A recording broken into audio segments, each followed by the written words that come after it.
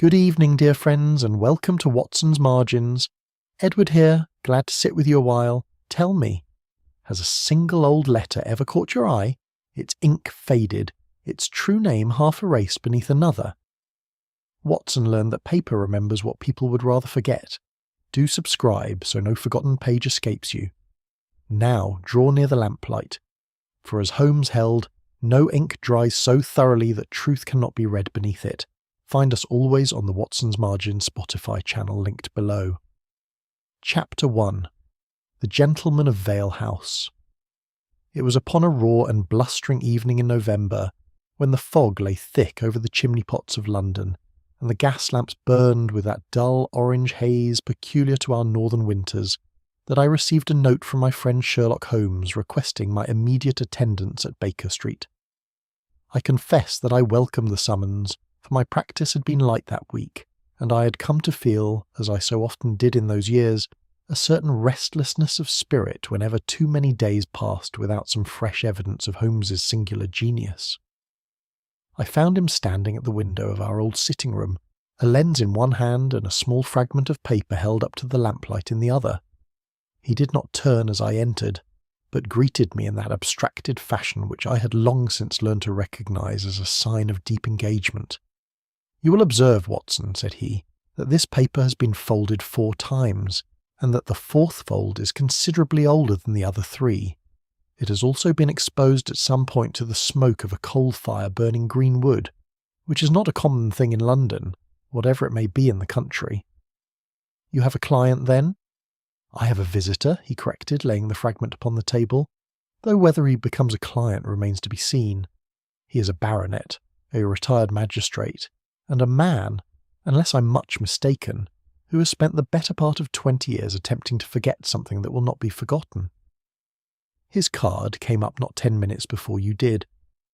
As if summoned by the very mention of him, we heard the bell below, and shortly afterward Mrs. Hudson showed into our chamber a tall, spare gentleman of some 60 years, dressed with the quiet correctness of his class, but with a colour in his face that suggested either a weak heart or a troubled conscience, and possibly, as I was soon to suspect, both together. "Mr. Holmes," said he, seating himself with the careful deliberation of a man who has learned to master his own hands, "I am Sir Adrian Vale, and I have come to you because I no longer know whom else I may trust." He drew from his coat a folded paper, much creased, and passed it to Holmes without further preamble. I watched my friend's grey eyes travel swiftly over its surface, and I saw the faint tightening about his mouth that told me, better than any words, that his interest had been thoroughly engaged. "This purports to be an admission form from a private asylum," Holmes said at length. "Blackthorn House, closed, I perceive, these 22 years.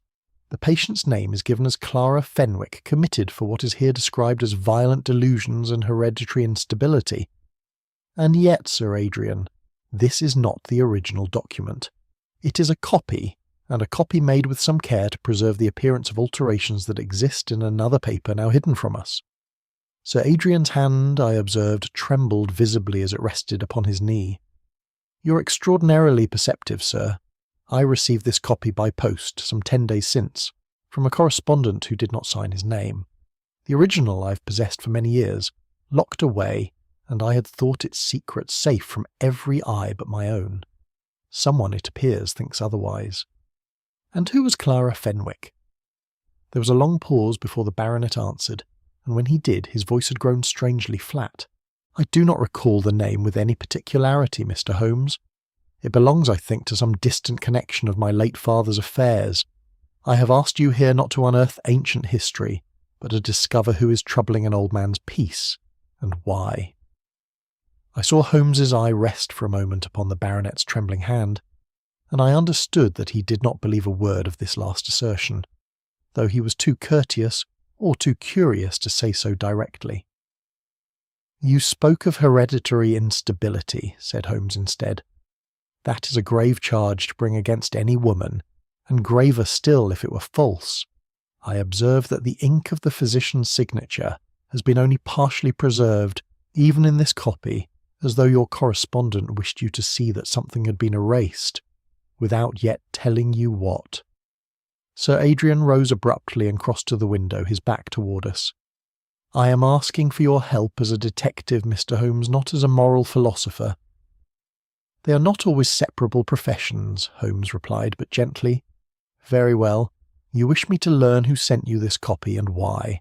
I will need to see the original document, and I will need to spend some days beneath your roof if you will have me." "I had hoped you would say so. I keep the original locked in my study cabinet at Vale House. My household is gathered there even now. My wife, my nephew, my physician, my solicitor, my secretary, an old friend of my wife's, and a young man employed to catalogue my papers. Any of them, I suppose, might have had opportunity to copy it, though I can conceive of no motive among them." "Motives," said Holmes, reaching for his pipe, "have a way of revealing themselves once one has established opportunity. We will come down to Vale House tomorrow, Sir Adrian, Dr. Watson and I together, and we shall see what your papers and your household have to tell us."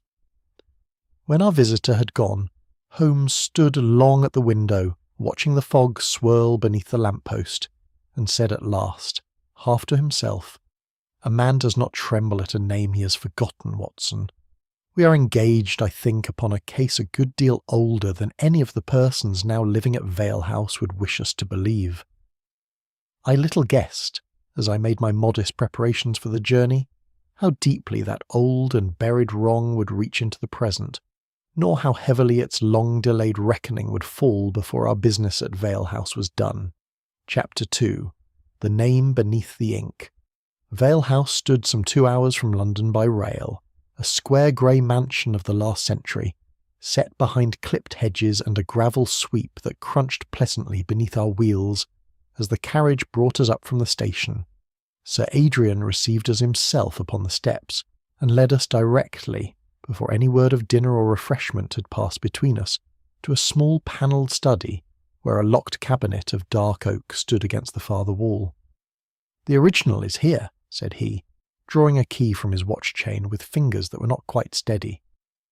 "I have not shown it to a living soul in 20 years, Mr. Holmes, save my solicitor, upon a single occasion." Holmes took the document to the window, where the last grey light of the afternoon still lingered, and I watched him examine it with that peculiar stillness of attention, which, in a lesser man, might have passed for indifference, but which I knew to signify the most intense concentration of which he was capable. "There are 3 alterations here," he said presently, "and they were not made at the same time, nor, I think, by the same hand.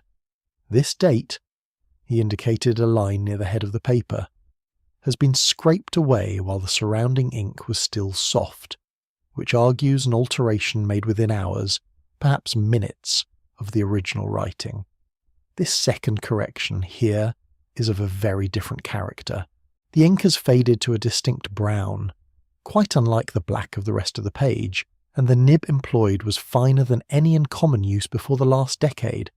Someone has returned to this document, Sir Adrian, many years after it was first drawn, and altered it again. To what purpose? That I cannot yet say, but observe this also." Holmes held the paper closer to the glass. "The surname is written as Fenwick, yet beneath the F, if you look closely with a lens, there is the ghost of an earlier letter, imperfectly erased. It is not an F at all in its original form, but an L. Someone has taken considerable pains to change this woman's name from something beginning with L to the name Fenwick, and has done it so skillfully that only a chemical examination or an eye trained to such deceptions would ever detect the change." Sir Adrian said nothing, but I saw him grip the back of a chair with a hand gone quite white about the knuckles, and it was some moments before he could trust himself to speak again. We were summoned to dinner shortly after, and it was there, among the assembled household, that the true strangeness of our errand first declared itself. I will set down my impressions of that company as they struck me then, for I confess I understood but little of their significance until Holmes, in his own time, made all things clear. Lady Margaret Vale sat at the foot of the table, a handsome woman of perhaps 50, whose composure seemed less the placidity of contentment than the discipline of long practice. Beside her sat Major Felix Dane, an old soldier, and, as I gathered, an old friend of the family whose eyes rested upon our hostess with an attention he took no particular trouble to conceal. Edmund Vale, the baronet's nephew, was a restless young man with the debts of his class written plainly in the impatience of his manner. Dr. Lionel Harbury, the family physician, was quiet and watchful. Mr. Edwin Carr, the solicitor, a small precise man who weighed his words as carefully as he might have weighed a codicil. Miss Beatrice North, Sir Adrian's secretary, sat somewhat apart, alert and composed, and at the table's farther end, saying almost nothing, was Mr. Amos Reed, a pale young man employed, I was told, to catalogue the family's private papers. It was over this second course that Sir Adrian, without warning, laid down his fork and addressed the table in a voice that carried a strange and sudden gravity. "I have resolved," said he, "to make public, before very much longer, the truth concerning a grave injustice committed in my youth. I owe it to my own conscience, and to persons long since beyond my power to compensate in any other fashion." The effect of this announcement upon the company was as instructive as anything Holmes had yet shown me among the documents. Dr. Harbury's glass slipped from his fingers and shattered upon the cloth, staining it a deep claret red. Mr. Carr inquired, in a voice pitched carefully low, whether any legal record of the matter yet survived. Amos Reed, at the table's end, grew so still that he might have been carved from the same oak as the panelling behind him. Edmund, for his part, seemed to assume that his uncle spoke of altering his will and grew visibly sullen, while Lady Margaret's face suggested that she believed the confession touched upon some old romantic indiscretion, and softened toward her husband in a manner I had not observed before. It was Major Dane who found occasion, later that evening, to draw me aside upon the terrace and confide, in the manner of a man unburdening a private anxiety, that Sir Adrian had of late suffered greatly from sleeplessness, and fits of remorse whose cause he would not name. Holmes said little through the remainder of the meal, but I observed him listening with peculiar attention to the precise phrases employed by Harbury and Carr. The physician spoke of Clara, for it was Clara now, not Fenwick, that the household spoke of in whispers, as one who was received into care, while the solicitor maintained only that the necessary signatures were obtained. Neither man, Holmes remarked to me afterward, had once asserted that the woman had actually been examined, nor that her commitment had been lawful, and a lawyer's silence, he observed, is very often more eloquent than his speech. That night Sir Adrian sent word that he wished to speak further with Holmes, but begged that the matter might wait until morning, as he found himself unequal to the exertion. Holmes acquiesced, though I saw that he did so with reluctance. As we made our way back along the darkened corridor to our rooms, he paused before the study door and struck a match, holding it low beside the locked cabinet. "You will observe this mark in the dust, Watson," said he quietly, indicating a small clean rectangle upon the shelf beside the cabinet's foot. "Something has stood there until very recently. A box, I should say, some 6 inches by 4, and it has now been removed. I should like very much to know what it contained, and where it has gone." We retired without further incident, though I confess that sleep came slowly to me that night, and I do not think it came at all to Sherlock Holmes. Chapter 3. Death in the Library. I was woken a little after midnight by a cry that seemed to come from the very heart of the house, high and broken, and followed almost at once by the sound of hurrying feet upon the stairs. I found Holmes already at my door, fully dressed, for I do not believe he had undressed at all. "That was Mrs. Hudson's counterpart in this house," said he grimly, meaning the housekeeper, "and I fear, Watson, that we have arrived a day too late." We found the household gathered at the library door, which stood ajar, spilling lamplight into the corridor. Within, at his writing desk, sat Sir Adrian Vale, quite still, his head fallen forward upon his breast, and I knew before I had crossed the threshold that no physician's art could serve him now. Dr. Harbury was already bent above the body when we entered, and he straightened with the practised gravity of his profession. "His heart," said he. "I have long feared this. The excitement of these last days has been too much for a constitution never strong." Holmes made no immediate reply, but stood a moment surveying the room with that swift, comprehensive glance which missed, I knew from long experience, nothing whatever. The windows were fastened upon the inside. The single door gave onto the main corridor, in clear view of the stair by which the whole household must have passed to reach their beds. No stranger plainly could have entered or departed unseen. "You will permit me to examine the medicine, doctor," said Holmes at length, and took up a small bottle standing upon the desk. He held it to the light, turning it slowly. "This label is newer than the bottle beneath it, unless I'm mistaken. The paste has not yet fully dried at the corners." Harbury's face, already pale, grew paler still. "I prescribed that preparation myself some months since. I see nothing irregular in it." "Perhaps not," said Holmes, setting it down with great care, "though I should like it examined by a chemist before any hand disturbs it further." He bent then above a handkerchief that lay crumpled near the dead man's chair and touched it lightly to his nose. "This bears a bitter, almost almond-like odour, and it is not, I think, Sir Adrian's own handkerchief. The monogram is wanting, and the linen is of a coarser weave than anything else in his wardrobe, if the presses upstairs are any guide." It was Lestrade, summoned by wire before ever we had gone up to bed, for Sir Adrian, it transpired, had that very evening confided some vague apprehension to his butler, who arrived within the hour, brisk and business-like as ever, and took immediate charge of what he plainly regarded as a straightforward case of a weak heart. Hastened, perhaps, by some unknown agency, and possibly by none at all. "A man of his years and habits," said he, "dies in his own library with the door in full view of the stair, and you would have me believe it murder, Mr. Holmes." "I have said nothing of the kind, Inspector. I have said only that certain things in this room require explanation before we accept the more comfortable theory." Holmes crossed to the document cabinet, which stood open, its lock unforced but its contents disturbed. "The original admission form is gone," he said quietly. "In its place lies this." He held up a paper closely resembling the one we had examined that afternoon, save that it bore fresh alterations of its own. The description of Clara's diagnosis had been partly scored through.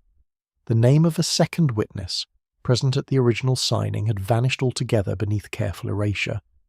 "Someone has been busy tonight," Lestrade admitted, though grudgingly.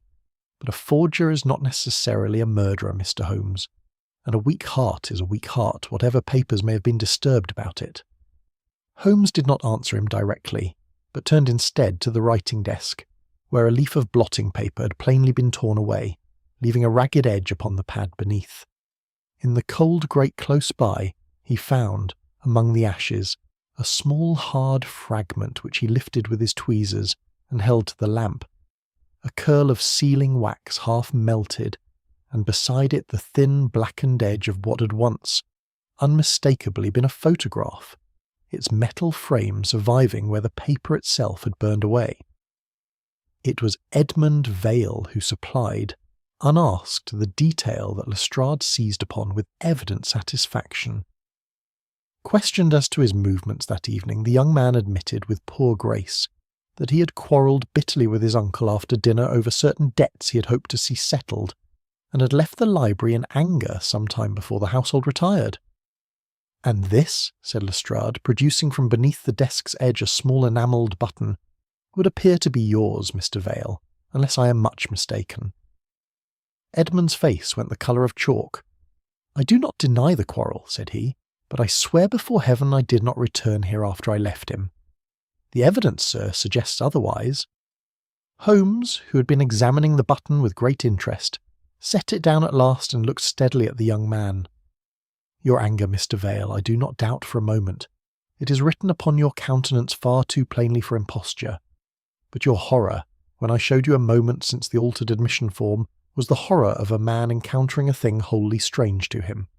A man who had returned to this room bent upon murder connected with that very document would scarcely wear such an expression of honest bewilderment.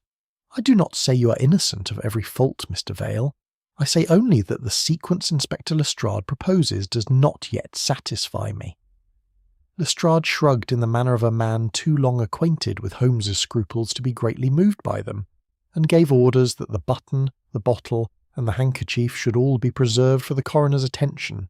I confess that for my own part I could make little sense of the tangle before us: a dead man, a stolen document, a burned photograph, and a household in which grief seemed everywhere shadowed by something very like fear.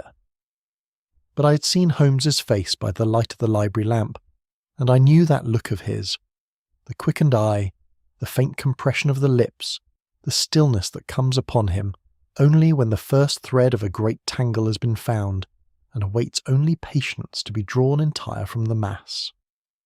"There is a crime here, Watson," said he to me very low as we went at last to seek what little rest remained to us. "But it did not begin tonight.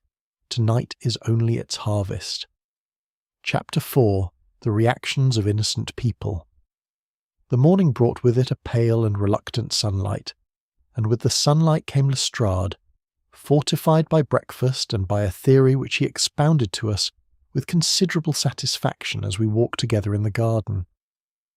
"It is a plain case, Mr. Holmes, once you strip away the trimmings," said he. "Edmund Vale is deep in debt, stood to inherit a fortune, and had learned, or feared, that his uncle meant to alter the will in favour of these old sins he was so anxious to confess. A quarrel, a return, a struggle perhaps, and the thing is done. You forget the medicine inspector, and the altered document, and the burned photograph, none of which Edmund Vale had the smallest occasion to trouble himself about. A clever man might arrange such things to draw suspicion elsewhere." "Edmund Vale," said Holmes with a faint smile, "is many things, but I do not think cleverness is chief among them. There is besides another possibility which you have not yet considered. Major Dane tells me that rumour has long connected his name with Lady Margaret's, and that Sir Adrian was not wholly ignorant of the connection." Lestrade brightened visibly at this fresh avenue, and went off to pursue it with an energy I could not help but admire, however little I trusted its object. Holmes, for his part, spent that morning not in the pursuit of motive, but in the patient collection of small and, to my eye, disconnected impressions. I accompanied him from room to room as he drew out, by indirection rather than direct question, the manner in which each member of that household bore the weight of the tragedy. Lady Margaret received us in the morning-room, dressed with her usual correctness, and spoke of her husband's death with a composure that struck me, I confess, as somewhat unnatural in a woman new widowed.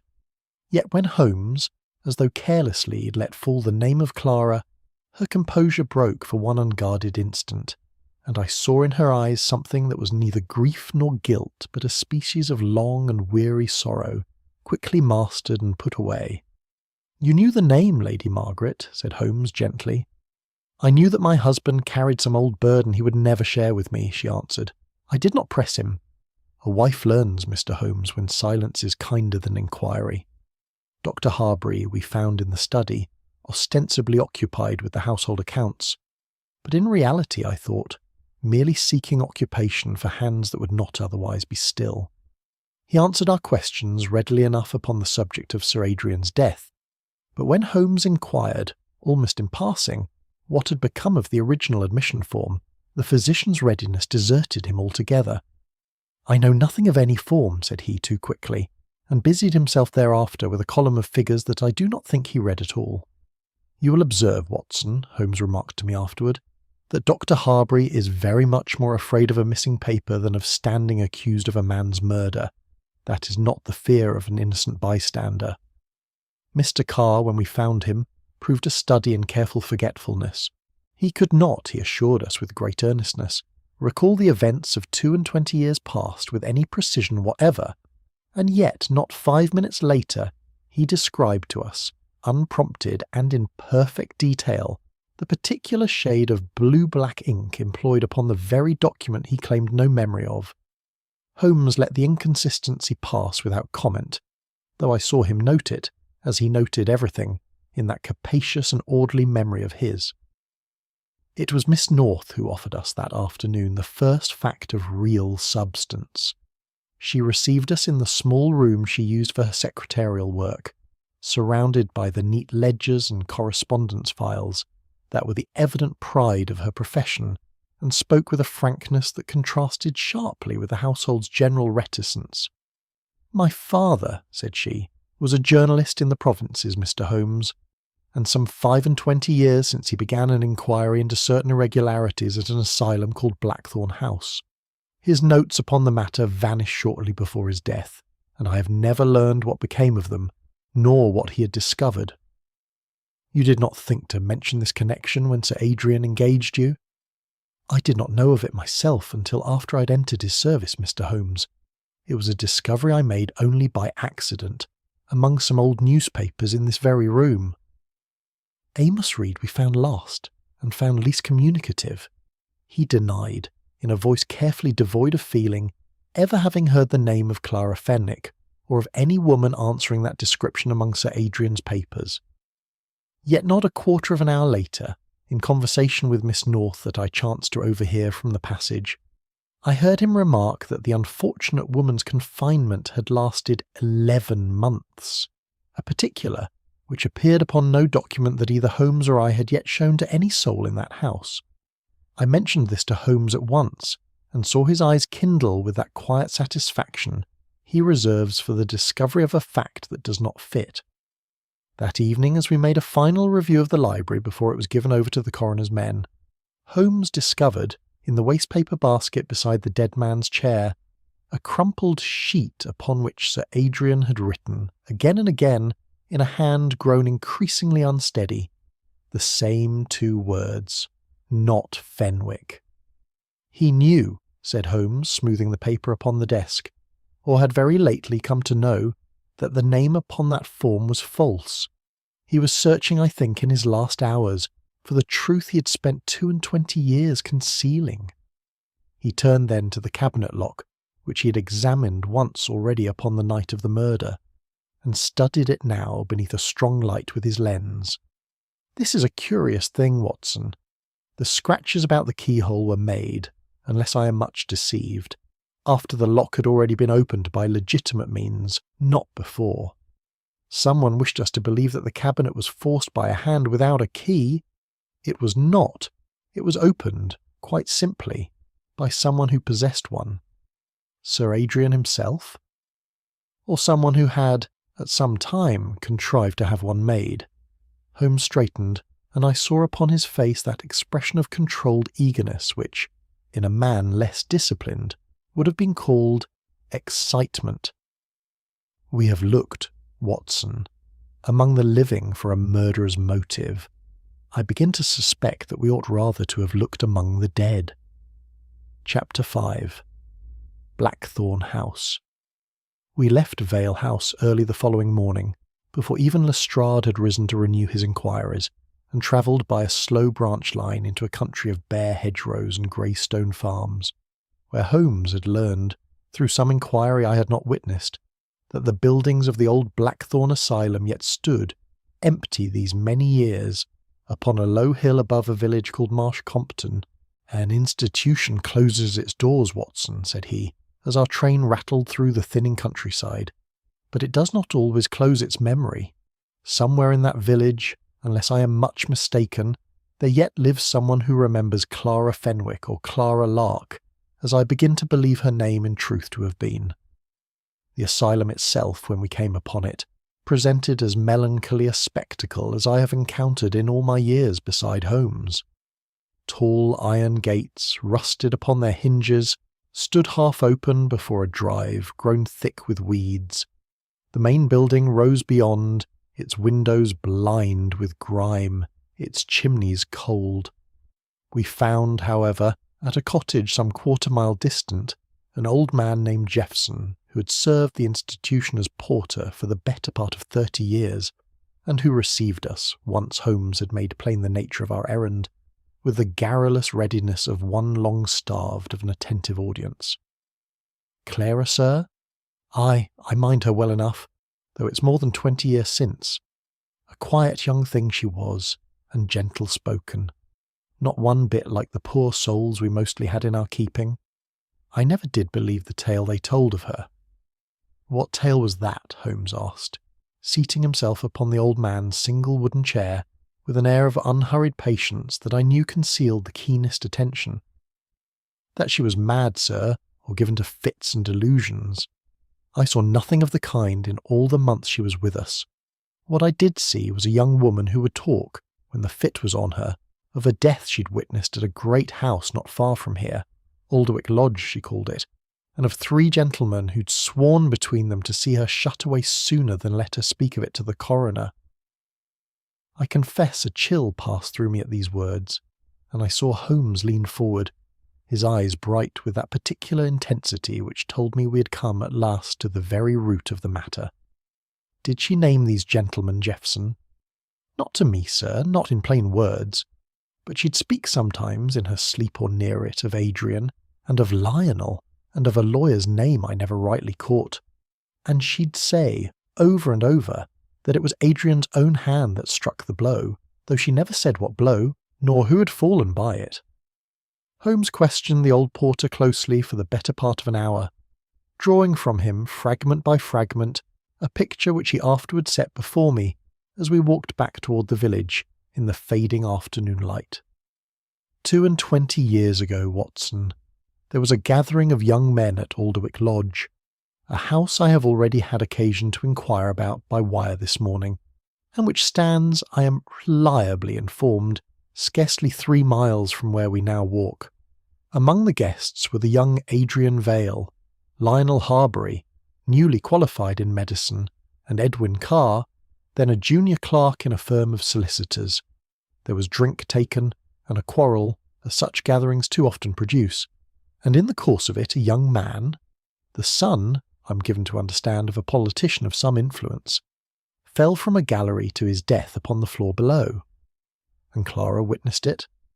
Clara was governess to a family connected with the house, and had occasion to be present unseen upon the gallery itself. She saw, I believe, that it was no accident, but a blow struck in anger by Adrian Vale that sent the young man over the rail. She said as much, or threatened to, and 3 frightened young men, each with a career and a family name to protect, took counsel together and resolved upon a desperate remedy. They had her declared mad. Harbury signed a certificate he had no proper grounds to sign.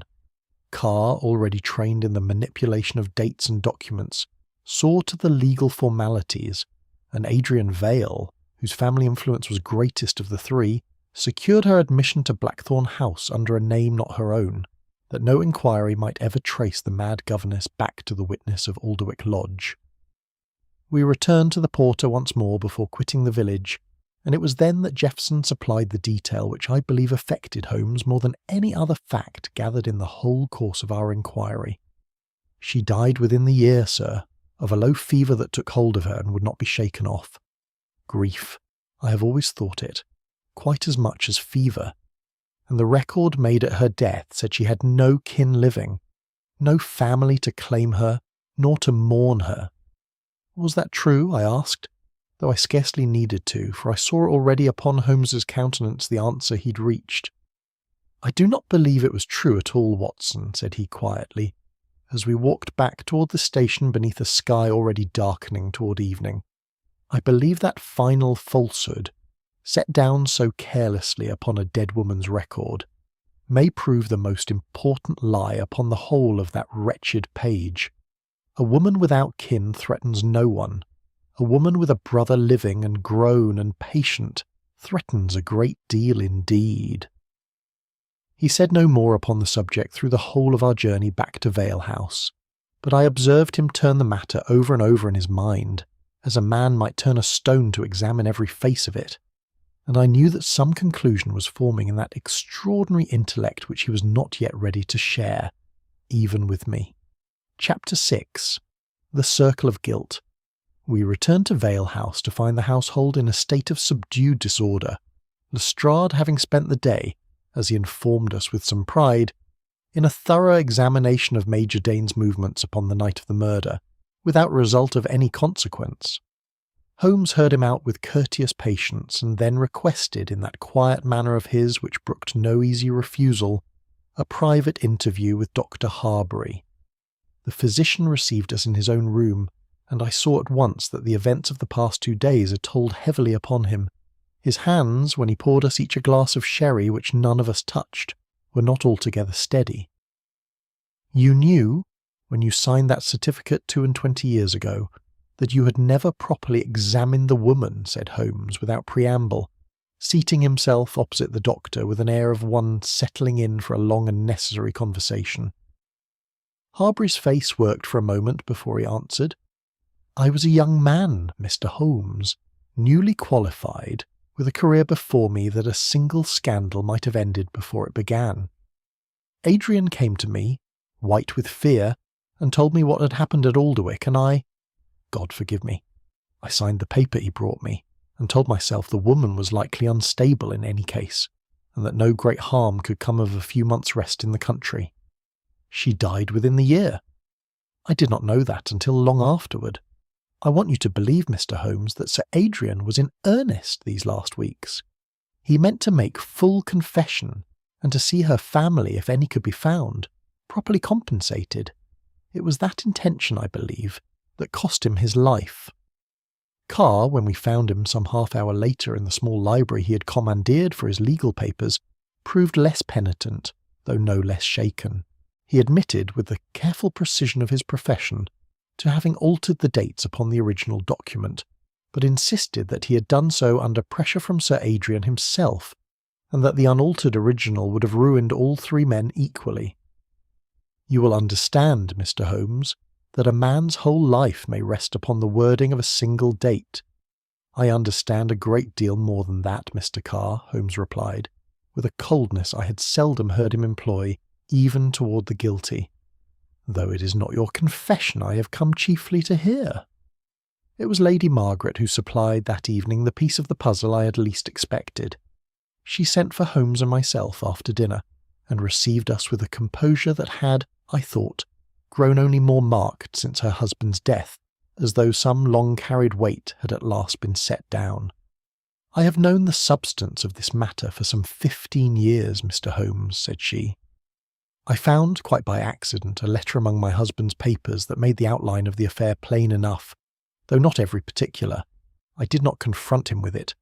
I found I could not forgive him, not the death at Alderwick, which I believe in my heart was more accident than murder, but the cowardice that followed it, the calm and deliberate destruction of an innocent woman's life to preserve his own comfort. My coldness toward him, which I do not doubt you have observed, sprang from that discovery and from nothing else. And Major Dane? She permitted herself, for the first time in our acquaintance, something like a smile. An old friend, Mr. Holmes, who offered, when he saw how matters stood between my husband and myself, to help me make some other arrangement for my future. Nothing more sinister than that, I assure you, whatever construction Inspector Lestrade may have placed upon it. It was Miss North's turn last, and her interview proved, in its way, the most troubling of the evening. She explained, with evident reluctance, that her father's investigation into Blackthorn House had ended abruptly some 20 years before, and that she had lately come to suspect, though she could not yet prove it, that Sir Adrian had quietly paid him a sum of money to abandon his inquiries and hold his silence. If that is true, said Holmes gravely, you possess a motive for wishing Sir Adrian dead that Inspector Lestrade would find very much to his taste. I am aware of it, Mr. Holmes, said she, with a steadiness I could not but admire. I can only tell you that I did not know the whole truth of my father's silence until after Sir Adrian's death, when I found certain of his private letters among the papers I have been engaged to catalogue. It was among those very papers, not an hour later, that Holmes made the discovery which was to give Lestrade, for a brief and mistaken while, complete satisfaction. Searching methodically through the files Miss North had been sorting, he drew out the missing sheet of blotting paper, torn some days since from Sir Adrian's desk, and held it up before a looking-glass that its reversed impressions might be read aright. There, in Sir Adrian's own unsteady hand, we read the words he had pressed into the blotting sheet in the last hours of his life. Clara Lark must be restored. Lark, said Holmes softly, not Fenwick at all, but Lark. We have a true name at last, Watson, though it has cost a man his life to bring it to light. Lestrade, summoned at once, examined the discovery with undisguised triumph. Miss North's own files, Mr. Holmes, and her father's own inquiry, are now a motive plain enough for any jury. She learned that Sir Adrian's confession would expose her father's part in accepting his silence money, and she stopped his mouth before he could speak it. Holmes turned the blotting paper over in his long fingers, frowning slightly as a man frowns over a sum that will not quite balance. "It is a very complete case you have built, Inspector," said he at last, "and it is that very completeness which I find myself unable to trust. Evidence that offers itself so readily to the hand is generally evidence that someone else has placed there." Chapter 7. The Secretary's Secret. The morning brought fresh evidence, of a sort well calculated to confirm Lestrade in his theory, and I confess that even I, who had learned over long years to trust Holmes's judgment above the plainest appearances, found my own confidence in Miss North's innocence somewhat shaken by the events of that day. A housemaid, searching Miss North's room upon Lestrade's instruction, discovered a small bottle, closely resembling in size and shape the one that had stood upon Sir Adrian's desk, hidden at the back of a wardrobe drawer.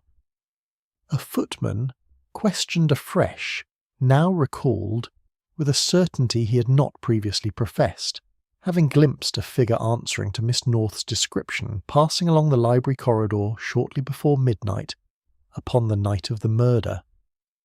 And among her father's papers, already known to contain references to Blackthorn House, Lestrade's men turned up a series of bitter accusations against Adrian Vale by name, written in a hand grown increasingly agitated toward the end.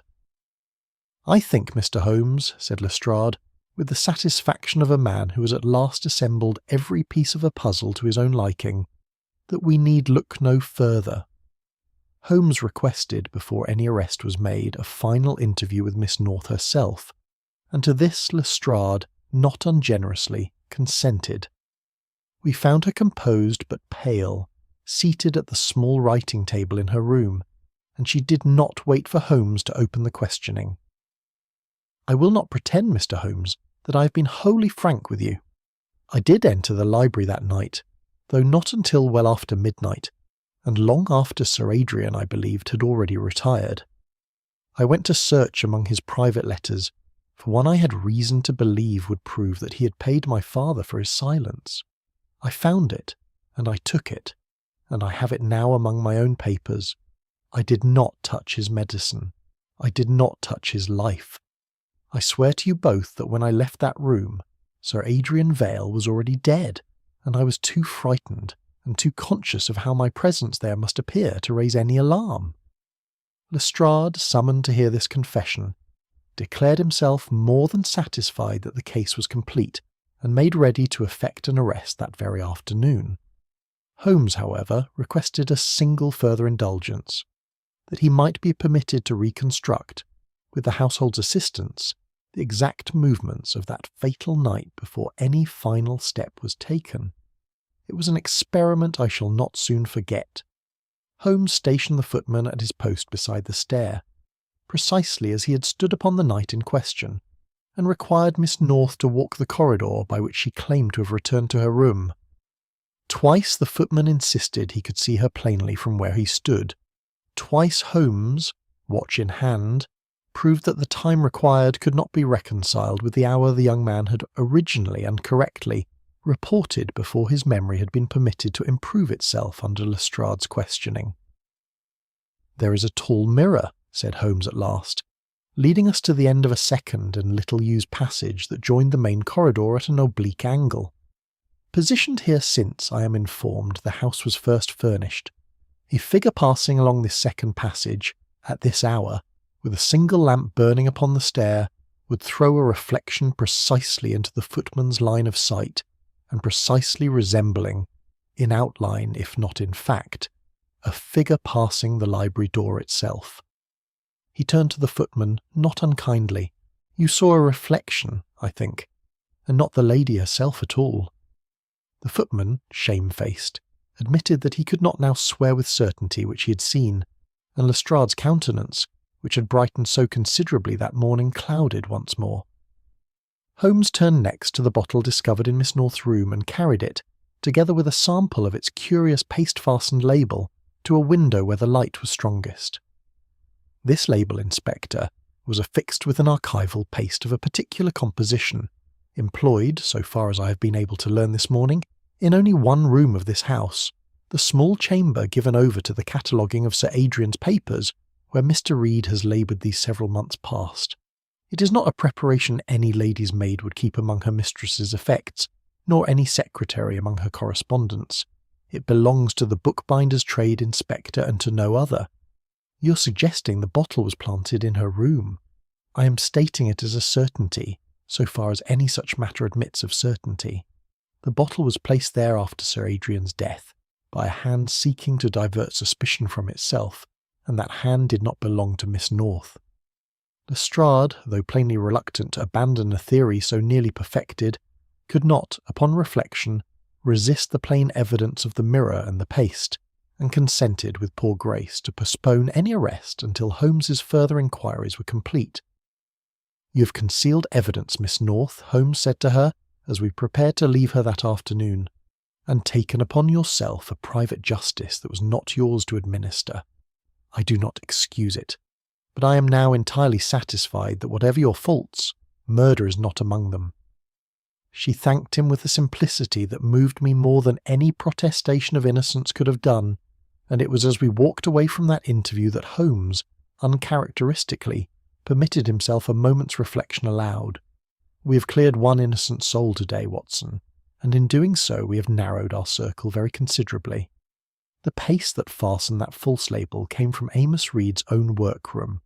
The bottle was planted by a hand that knew the household's movements, with an intimacy that only a member of it could possess.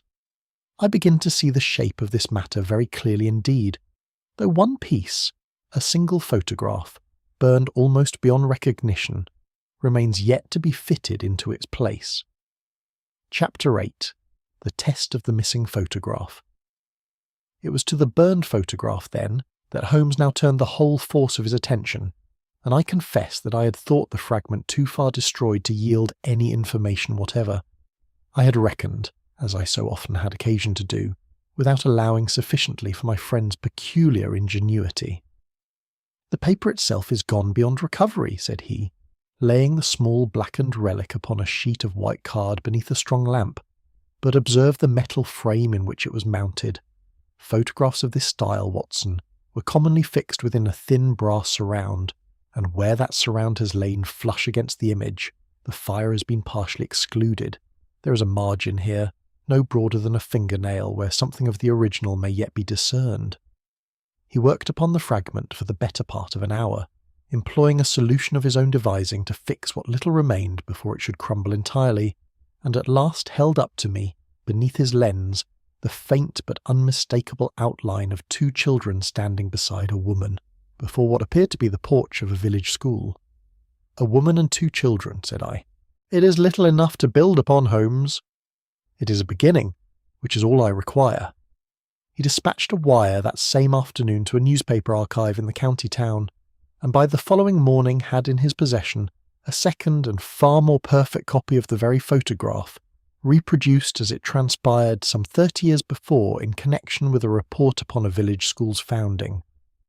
The woman was named, in the accompanying notice, as Mrs. Lark. The elder of the two children, a girl of perhaps 10 years, was Clara. The younger, a boy scarcely older than 5, was given as Thomas. "Thomas Lark," Holmes repeated softly, "who vanishes from every public record I have been able to discover, within a very few years of his sister's confinement. A boy, Watson, does not vanish from the world. He is merely renamed, or removed, or grown into a man who no longer answers to the name his mother gave him." That evening, Holmes contrived to have the household gathered once more in the library, ostensibly to hear a report upon the progress of the inquiry, and it was there, with a showman's instinct I had seldom seen him employ so deliberately, that he laid the recovered photograph upon the table where every eye in the room might fall upon it. The effect was immediate and various. Dr. Harbury looked upon it with an expression of unmistakable shame. Carr's face betrayed something closer to fear. Lady Margaret's eyes filled unexpectedly with tears. Amos Reed alone affected an indifference so complete as to be, in itself, remarkable. Glancing at the photograph for scarcely an instant before turning it face down upon the table, with a murmured word about its being no concern of his. "You do not recognise it, Mr. Reed?" Holmes inquired mildly. "I have told you already, sir. I know nothing of these people." "Curious," said Holmes, "for you have turned it face down before I had told you, or anyone in this room whose likeness it contains." Reed's composure, which had served him well through every previous examination, wavered for the first time since our arrival at Vale House, though he recovered himself with an effort I could not but admire, even as I felt the net closing about him. Holmes pressed his advantage with a device whose simplicity concealed, as I well knew, the most careful calculation. "It is a melancholy thing," he observed, addressing the room at large, "that Clara Fenwick, or Clara Lark, as we now know her to have been, should have died so soon after her confinement, upon the 14th of March, some 21 years ago." "The 11th," said Reed at once, and then, too late, heard the trap close about his own words. "That is, I believe I have seen the date somewhere upon the papers Miss North has shown me." "You have seen it nowhere, Mr. Reed," Holmes replied, and his voice, though quiet, carried a weight I had rarely heard him employ. For that portion of the original admission form was erased before ever it came into Miss North's keeping, or mine, or any living soul's but the man who altered it. You knew the date because you have always known it. It is written, I do not doubt, upon your heart, as it was written once upon a stone you have visited, in some quiet churchyard, more often than any of us here have guessed. A silence fell upon the room such as I have rarely known in all my years of sharing in Holmes's investigations. Reed said nothing, but I saw his hands, folded upon the table's edge, tighten until the knuckles whitened, and I understood, before ever Holmes spoke the name aloud, that we stood at last in the presence of Thomas Lark. Holmes, however, was not yet prepared to name him openly before the whole assembly, and dismissed the household with a courtesy that did nothing to lessen the tension his revelation had created. It was only when Reed had gone, and the others had dispersed to their several rooms in troubled silence, that Holmes turned to me with the particular gravity he reserved for the gravest passages of our shared career. "Identity, Watson, is not proof of murder, however strongly it may point toward motive. I am persuaded beyond reasonable doubt that Amos Reed is in truth Thomas Lark, brother to the woman these men destroyed, but I must yet show how he came by the opportunity, and by what means, to accomplish what has been done in this house. The alterations to the admission form, I ventured, they were not made to conceal the old crime, but to correct it, to restore Clara's true name and history." "Precisely so, and there lies the final proof I require. Whoever made those corrections possessed knowledge that only a member of Clara's own family could have carried. Her birthplace, her true age, the very facts a stranger, however diligent, could never have assembled from documents alone. We have looked all this while for a man seeking to hide the truth, Watson, when we ought rather to have looked for a man labouring, in the only manner left open to him, to bring it at last into the light." Chapter 9. The brother of Clara Lark. Holmes assembled the household in the library upon the following morning, and I confess that I had rarely seen him approach the close of an investigation with such evident gravity. There was none of that light, almost playful triumph with which he sometimes crowned a lesser inquiry. His manner, as we waited for the last of the company to take their seats, was that of a man about to pronounce sentence upon a case in which justice and sympathy stood painfully divided. Lestrade, present at Holmes's particular request, stood near the door with an air of official patience that scarcely concealed his eagerness to have the matter, at last, resolved. "I have said more than once in these last days," Holmes began, "that this crime did not begin upon the night Sir Adrian Vale died. It began 22 years ago, at Alderwick Lodge, when a young man's death was concealed, and an innocent woman's life destroyed to purchase the silence of 3 frightened men. Its ending, I am now able to show you, was written by the hand of that woman's own brother. He turned toward Amos Reed, who sat very still, his pale face composed into an expression I can only describe as one of resignation long prepared for. "You are Thomas Lark," said Holmes, not as a question, but as a simple statement of fact too thoroughly proven to admit of denial. Reed was silent a long moment before he spoke, and when he did, his voice, though quiet, carried a conviction that stilled even Lestrade's habitual restlessness. "I am. I have carried another name these many years, Mr. Holmes, since first I learned enough of my sister's history to know that the name Lark would open no doors and invite only questions I was not yet prepared to answer. You obtained your position here," Holmes continued, "under that false name, with the deliberate purpose of gaining access to Sir Adrian's private papers and of finding among them the proof of what had been done to Clara. I did. I had spent years abroad, Mr. Holmes, in trade, and had prospered sufficiently to return to England and pursue, in patience, what the law had never troubled itself to pursue on my behalf.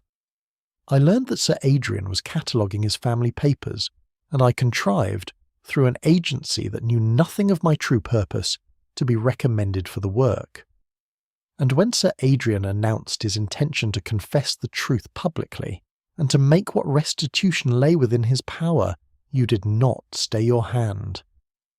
Here for the first time something like anguish crossed the pale composure of Reed's face. "I had waited 22 years, Mr. Holmes. I had watched my sister's grave go untended, her name forgotten, while the men who destroyed her lived out their lives in comfort and honour. When I learned that Sir Adrian meant to confess, I told myself at first that I ought to be satisfied, but I found I could not be. No confession, however sincere, could restore to Clara the years that were taken from her, nor the death she died alone and unvisited, believed by the world to be without a single soul who loved her. I resolved that repentance was not enough. He had taken a life. I would take his." Holmes let this confession settle upon the room before he continued, in a voice that had lost none of its gravity, though it had gained, I thought, a certain measure of compassion. "You possessed, through your work in the cataloguing room, a key that gave you access to every part of this house, including the library, upon any night you chose. You substituted for Sir Adrian's medicine a preparation of your own devising, timed to take effect once he had retired for the night. You then altered the admission form, not to conceal the old crime further, as I confess I first supposed, but to correct it, restoring your sister's true name, her true age, her true history, that the world might never again be permitted to forget who she had been." "I couldn't leave it as it stood," said Reed very low. "I had come too far, and endured too much to let her go once more into the record as Clara Fenwick, a stranger's invention. To divert suspicion from yourself," Holmes went on, "you took Edmund Vale's cuff-button, torn, I do not doubt, from his coat during the quarrel you overheard, and placed it beneath the library desk. You concealed the torn blotting paper among Miss North's files, knowing that her father's history with Blackthorn House would furnish a motive readily believed. You planted, in her room, a bottle you had prepared in your own workroom, its label fixed with the very paste you used daily in the binding of Sir Adrian's papers, and you burned, at the last, the photograph of your mother and yourself and your sister, unable, I think, to destroy it entirely, though you tried." "I could not burn it through," Reed admitted. "I found, when the moment came, that I had not the heart." Holmes set before him, then, the 4 proofs upon which his conclusion rested. The intimate knowledge of Clara's confinement that no document had supplied, the archival paste that traced the false label to his own workroom, the instinctive and self-betraying gesture with which he had turned the photograph from view before its subject had been named, and most damning of all, the childhood address embedded within the very corrections made to the admission form, a detail that no conspirator, however guilty, could have possessed, but which belonged, of necessity, to Clara's own family alone. Reed offered no further defence nor sought, in the moments that followed, to deny what Holmes had laid before the room with such patient and inexorable clarity. He rose, when Lestrade at last stepped forward, with a composure that struck me as more terrible in its way than any outburst of grief or defiance could have been, and submitted to arrest in a silence that seemed to confirm, more eloquently than any confession, all that Holmes had already proven beyond the reach of doubt. "The motive here, Watson," Holmes said to me quietly, as the constables led Reed away, "was neither greed nor jealousy, the twin engines that drive the greater number of the crimes we are called upon to unravel. It belonged wholly to an old and grievous injustice, patiently nursed across 22 years, until it found, at last, its terrible and mistaken remedy." Chapter 10. The account is closed. The original admission form was recovered within a day of Thomas Lark's arrest. Discovered by Holmes in a hidden compartment built into the base of the very document case the young man had used, month upon month, in the innocent-seeming pursuit of his cataloguing work. It was a melancholy relic to hold in one's hand, that yellowed paper with its scraped dates, and its ghostly half-erased letter, and I confess I was glad when Holmes, having made his final examination of it, surrendered it at last to the proper authorities. Dr. Harbury and Mr. Carr were both charged, in the weeks that followed, in connection with the fraudulent confinement of Clara Lark, though the passage of 22 years and the death of the principal conspirator made their ultimate punishment a lighter matter than either, I think, had privately feared. Sir Adrian's own written statement, discovered among his papers and dated but 3 days before his death, proved of the first importance in that reckoning, for it set down in his own hand and without evasion the whole truth of the affair at Alderwick Lodge, and ensured that Clara Lark's name was at last publicly and finally cleared of the calumny that had been laid upon it. Miss North was released from all suspicion, though Holmes did not spare her in a final interview a gentle but unmistakable rebuke for the evidence she had concealed. "You very nearly permitted an innocent man's error to become your own undoing, Miss North," said he, "for concealment, however understandable its motive, is very rarely distinguishable in its effect from guilt." She accepted the reproof with grace, and I understood from something in her manner that she had already resolved never again to trust so heavily in silence. Edmund Vale inherited, in the end, a good deal less than he had confidently expected for Sir Adrian's final testament. Drawn up in those last troubled weeks of his life, established a substantial fund for the benefit of former patients of institutions such as Blackthorn House, and for the families of those who had suffered similar injustice. Edmund bore the disappointment, I am bound to record, with rather better grace than I had anticipated, and Major Dane remarked to me upon our final evening at Vale House that the young man's character might yet prove the stronger for having been tested by something other than the easy expectation of another man's fortune. Lady Margaret announced her intention of leaving Vale House before the month was out, to devote herself, as she informed us with a quiet resolve that left no room for argument, to the oversight of the very fund her husband's confession had established. "It is little enough restitution," said she, "for a wrong that can never truly be undone. But it is not nothing, Mr. Holmes, and I find I would rather spend what years remain to me in that labour than in mourning a man whose courage came, in the end, a lifetime too late." It was upon the platform of the small country station, as we waited for the London train amid the last grey light of a winter afternoon, that I ventured to Holmes something of the reflection that had weighed upon me through the whole of that troubled inquiry. "I cannot find it in myself, Holmes, to condemn Thomas Lark as I have condemned other men whose crimes we have uncovered together. The law failed his sister long before ever he broke it himself." Holmes was silent a moment, watching the smoke of a distant engine rise against the darkening sky. "I do not condemn him lightly, Watson, nor do I pretend that the law he broke was not, in its origin, a law betrayed by those very men sworn to honour it. Justice delayed, as you say, becomes too easily distorted into vengeance, and vengeance, however righteous its beginning, is seldom content to stop where reason would have it stop. Suffering, Watson, however grievous, however justly earned by another's wickedness, cannot grant to any man the authority to end another's life. That authority belongs to no one, and least of all to the injured, whose grief, however sacred, is not the same thing as judgment. And yet you pity him. I pity him a very great deal, said Holmes simply, and I shall not pretend otherwise to you or to myself. But pity, my dear Watson, is a private matter of the heart, and justice, however imperfect, must remain a public matter of the law, or else it ceases to be justice at all, and becomes merely the private reckoning of whichever man is strongest, or most determined, or most deeply wronged. Society could not endure upon any other principle, however much our sympathies may sometimes strain against it. We returned that evening to Baker Street, where the familiar fire and the familiar disorder of Holmes's chemical apparatus received us with all the comfort of long habit. I watched him, some hours later, take up a copy he had made of Clara's corrected record.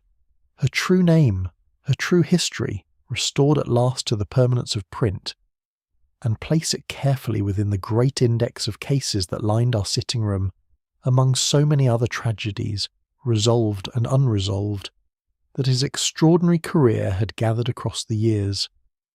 "It is a curious thing, Watson," said he, closing the volume at last, "how faithfully the past preserves its accounts, however diligently the guilty may labour to falsify them. A scraped date, a misplaced letter, a single erased signature. These things wait, patient as stone, for the hand that will one day read them truly. Time does not bury wrongdoing, whatever men may hope.